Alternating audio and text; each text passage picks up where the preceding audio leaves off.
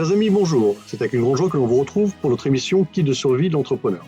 Alors aujourd'hui, cette émission sera un petit peu spéciale puisque nous recevons un des spécialistes du survivalisme traditionnel, Piero San Giorgio, qui a écrit plusieurs livres, dont Survivre à l'effondrement économique. Donc il nous paraissait intéressant de pouvoir l'interviewer, de pouvoir discuter avec lui sur sa vision de notre crise actuelle et de confronter ces deux notions survivalistes entre le survivalisme économique et le survivalisme traditionnel.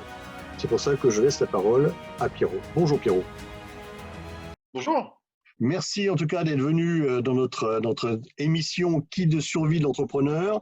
Alors aujourd'hui, vous êtes un invité un petit peu hors norme.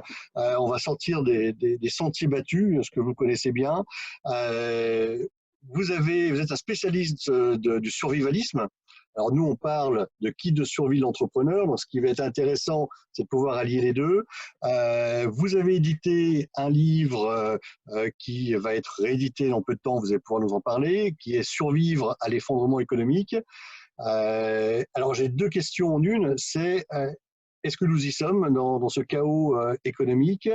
Et en tant que survivalisme, est-ce que, vous pouvez nous parler de ce concept de survivalisme, et est-ce qu'on peut l'allier à nous, entrepreneurs, et chez l'entreprise? Est-ce qu'il y a des réflexes à prendre pour nous? Est-ce que vous avez des trucs et astuces?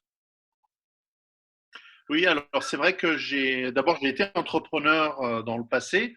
J'ai eu une petite société que j'ai ensuite vendue, 16 employés, donc c'est tout petit.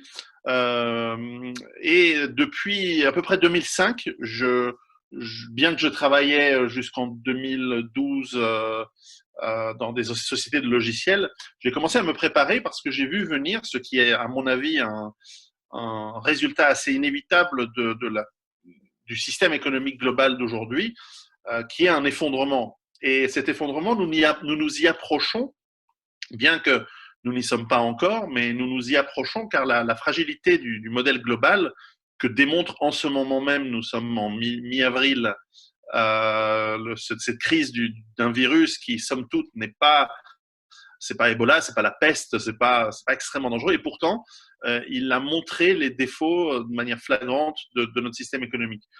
Et ce que j'explique, je fais du conseil, ce que j'explique à mes clients, ce que j'explique dans mes livres, j'ai écrit 5 livres, et que j'explique d'ailleurs aussi à quelques entreprises pour lesquelles je fais du conseil sur la gestion du risque, c'est que si notre système économique tombe, d'abord, il ne tombe pas forcément en un jour, il tombe par paliers successifs. Ça peut être des crises financières, ça peut être des crises sociales.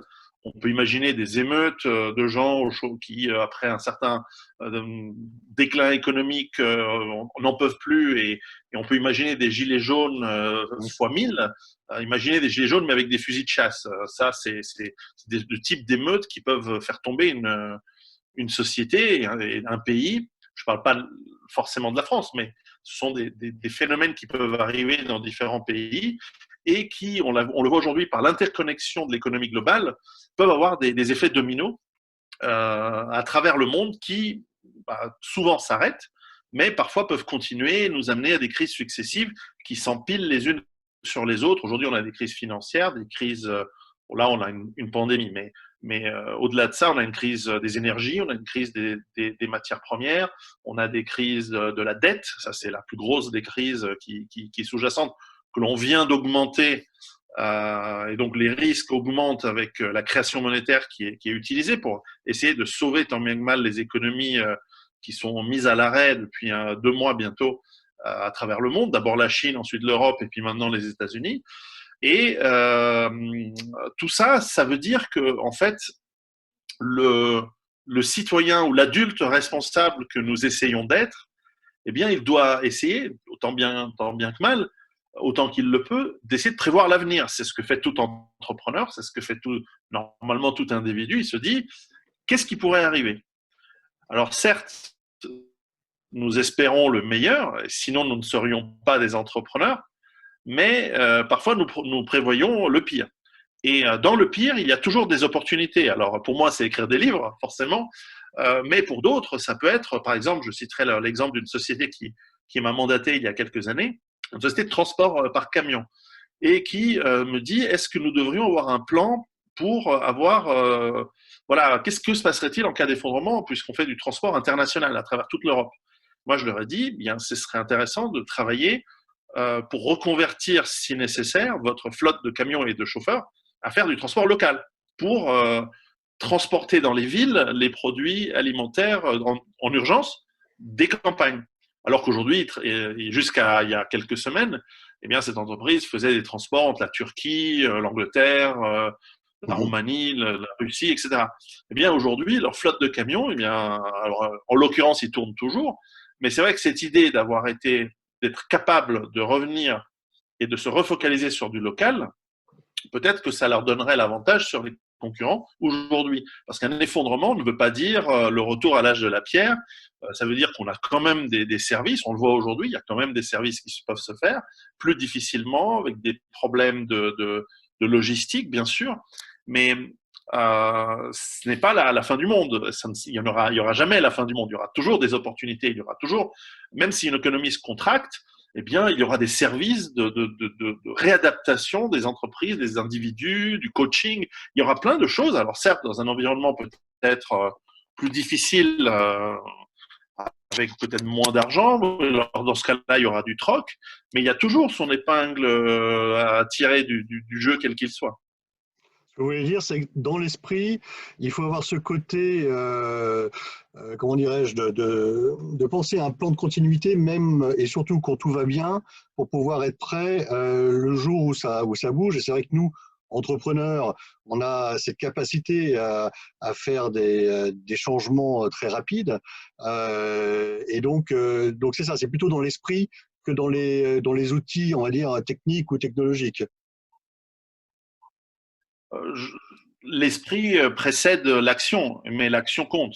Et c'est vrai que alors le survivalisme en tant qu'individu, en tant que famille, en tant que petit groupe d'amis, certes, il va se préparer à toutes sortes d'éventualités, il va préparer son autonomie et son indépendance. Mais finalement, une petite entreprise à l'environnement, sinon il n'aurait même pas pu démarrer. Il s'adapte à des taxations qui peuvent changer, il s'adapte à la concurrence, il s'adapte aux différentes les frontières qui se ferment ou pas, etc. Et donc, en cas de crise, effectivement, il y a des plans de continuité. Alors, les grandes entreprises en ont toutes. Hein. Les banques ont des centres de calcul, des systèmes pour pouvoir basculer leurs transactions et leurs services, par exemple informatiques, dans des lieux sécurisés avec moins de besoin de personnel que d'autres. Bien sûr, ils ont des sommes colossales pour le faire. Il n'y a pas que des banques, mais j'en connais qui ont des plans et des capacités de le faire immédiatement. Des petites entreprises, elles doivent faire avec la force qui est le chef d'entreprise, l'entrepreneur, peut-être sa famille, souvent ils travaillent en famille, mais aussi leurs employés. Donc ça veut dire d'être capable de s'adapter. Par exemple, je connais une entreprise qui fabrique du lait de soja, du tofu ici à Genève avec une production locale. Eh bien, eux, dans cette crise, puisque la Suisse n'importe plus de lait italien, eh bien, les supermarchés, les grandes surfaces sont très demandeurs de lait de soja parce que il n'y a pas assez de lait pour la consommation habituelle. Alors, eh bien, ils essaient de prévoir plus. Donc, avant cette crise, eh bien, ils ont prévu, parce que évidemment, ils m'ont posé la question, et donc je leur ai dit, voilà, en cas de crise, vous devriez être capable de soit réduire votre production et vos coûts, mais aussi d'être capable d'augmenter votre production assez rapidement. En l'occurrence, ils ont la flexibilité de faire ça. Donc, l'entrepreneur, il a la chance de pouvoir faire ça. Une société comme Nestlé ne peut pas simplement décider que, voilà, demain, ils vont fabriquer 4 fois plus de chocolat. C'est pas possible. Il y a des flux complexes, etc.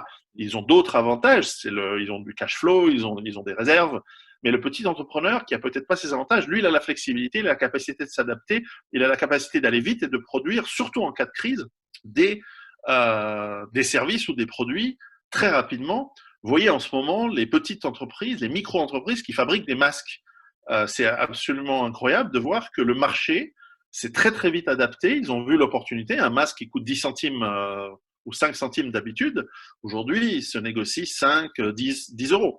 Eh bien, plein de petits entrepreneurs ont commencé à se mettre ou mettre leur famille sur les machines à coudre ou reconfigurer leur petite entreprise de production de tissus, etc., pour faire, ben voilà, découper des tissus et se dire peut-être que je vais les vendre à 2 euros le masque. Donc, c'est mieux que les 10 euros qui sont offerts par le marché. Et donc, ils trouvent une niche, mais c'est quand même extrêmement profitable par rapport aux 5 centimes habituels. Donc, ça va durer un temps. Et ce qui est extraordinaire dans le libre marché, c'est qu'il trouve les failles, il trouve les dysfonctionnements et il apporte une offre très rapidement. Et au contraire, c'est lorsqu'on fait des réglementations, par exemple, fixer le prix du masque à 10 centimes aujourd'hui, ça veut dire empêcher l'offre de venir sur le marché et d'offrir des masques. Ça veut dire qu'il n'y en aura pas, par exemple. Et donc, on voit aujourd'hui très bien cette théorie économique qui s'applique dans la réalité. Et on commence à voir tous les jours, je reçois des offres de fabricants de masques chinois et chaque jour, les prix rebaissent et vont tendre petit à petit vers ces 10 centimes habituels. Alors, Et alors c'est vrai que la survie, elle peut être très rude pour l'individu, mais encore une fois, nous ne basculons pas dans Mad Max. L'idée de la survie, c'est de s'adapter à toutes sortes de situations.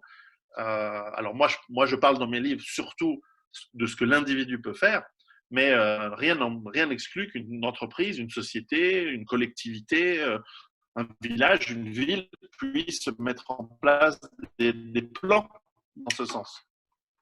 on parle dans le survivalisme souvent de BAD. Vous pouvez nous en parler, de Oui. base autonome durable. Est-ce que l'entreprise, est-ce que le bureau de chez l'entreprise peut devenir une sorte de BAD ou alors on pourrait l'appeler le boss, une base opérationnelle stratégique du fait du confinement? Est-ce qu'on peut changer nos habitudes et en faire une opportunité? Alors certainement, on peut changer nos habitudes et en faire des opportunités. Après, c'est vrai que ce dont je parle dans mes livres, c'est surtout la survie du noyau familial ou de l'individu et comment il s'agrège à d'autres individus autour de lui pour créer de la résilience, de l'autonomie et une capacité finalement à tenir en cas de crise, en cas de ce qu'on appelle l'effondrement de la normalité. C'est que si tout d'un coup, ce qui est déjà le cas aujourd'hui, nous sommes dans une crise, on va dire, de taille moyenne qui pourrait s'amplifier si ce confinement dure. Mais pour l'instant, ça va. En revanche, si on devait aller plus loin, c'est vrai que l'idée de la base, c'est-à-dire qu'on s'enracine, c'est très difficile d'être mobile en cas de crise. Moi, j'en ai vu des crises lorsque j'ai travaillé en Afrique, au Moyen-Orient. Il ne faut pas être sur les routes quand il y a une guerre ou quand il y a des émeutes ou quand il y a des famines parce que vous vous faites piller, vous vous faites tuer. Donc, il vaut mieux s'enraciner dans un endroit où on peut travailler sa sécurité, sa capacité à parfois avoir ne serait-ce que de l'eau, de la nourriture, se soigner, etc. Et les réseaux locaux avec les gens autour. Maintenant, celui qui a une entreprise, alors c'est sûr que si votre marché était l'export, parce que vous avez une particularité, une qualité de compétence et que vous ne le vendez que à l'autre bout de la terre et que vous ne pouvez travailler que sur Internet et s'il n'y a plus d'électricité, s'il n'y a plus de réseau électrique, ben c'est sûr que là, c'est compliqué. Mais sans aller vers des scénarios extrêmes, il y a moyen de se reconfigurer rapidement, comme on le disait tout à l'heure, et d'essayer de trouver, par l'inventivité, par le génie de l'entrepreneur. L'entrepreneur, il a cette folie, ce génie qui le pousse à poursuivre des idées. Souvent, ça rate, c'est la statistique, mais parfois ça réussit, et parfois ça réussit dans des domaines où tout le monde, presque par définition, pensait que c'était impossible. Donc cette aptitude à être flexible, à être rapide, et c'est vraiment le malheur aujourd'hui dans certains pays d'avoir autant de bureaucratie et autant de charges sur les gens qui créent en fait la richesse, parce que l'entrepreneur d'aujourd'hui, c'est peut-être l'Air Liquide, le Nestlé dans 30 ou 40 ans. Et donc, c'est vraiment terrible de lui mettre des bâtons dans les roues. S'il y a crise, il peut y avoir des crises où justement les États veulent encore plus mettre des bâtons dans les roues des entrepreneurs, mais il peut y avoir des crises où finalement l'État est tellement débordé que finalement l'entrepreneur il va dire mais moi je fais ce que je veux et j'y vais et c'est tout. Donc, il faut avoir cette attitude de bien comprendre l'environnement et de s'y adapter et d'avoir les moyens, d'abord énergétiques, enfin, en soi, hein, d'avoir cette envie de se dire, ben voilà, je vais essayer de trouver quelque chose et on y va. C'est très, très positif comme réflexion pour nous chez l'entreprise. Donc c'est vrai qu'il y a une crise, c'est aussi des opportunités. Et en quoi l'intelligence économique peut répondre lors d'une crise? À quoi est-ce que nos experts en intelligence économique peuvent apporter un début de solution, une aide dans ce genre de crise? Alors, je dirais souvent que les chefs d'entreprise, surtout des petites et moyennes entreprises, en fait, ils sont très en avance sur les problèmes ils connaissent bien, on a tous connu des problèmes de trésorerie, des problèmes de, voilà, qu'est-ce qu'on peut faire avec des employés si tout d'un coup on perd un client, est-ce qu'on peut recycler, entre guillemets, ou reconfigurer une partie de l'entreprise avec leurs employés qui sont peut-être de grandes compétences et auxquelles on tient, même émotionnellement. Est-ce qu'on peut les reconfigurer à faire d'autres tâches? Moi, quand j'ai eu ma société, il y a eu des périodes de crise où il fallait absolument vendre et j'ai pris tout le monde, la secrétaire, j'ai pris le comptable et je lui ai dit, ben, maintenant, voilà le téléphone, voici la liste des clients qu'on n'a pas encore téléphonés, des clients possibles, potentiels, et vous faites la liste et voilà le script. Vous faites du téléappel pendant 3 jours parce que j'ai vraiment besoin de faire rentrer les 15, 20, 50 000 euros que j'ai besoin d'ici la fin du mois. Et on y va parce que sinon vous êtes virés.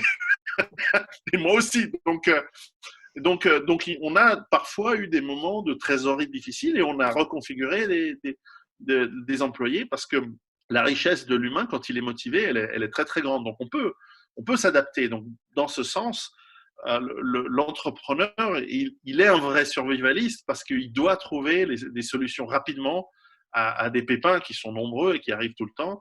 Et voilà, moi, j'ai beaucoup d'admiration. Quand j'étais petit, mon père qui m'emmenait avec lui sur des différentes entreprises avec lesquelles il travaillait.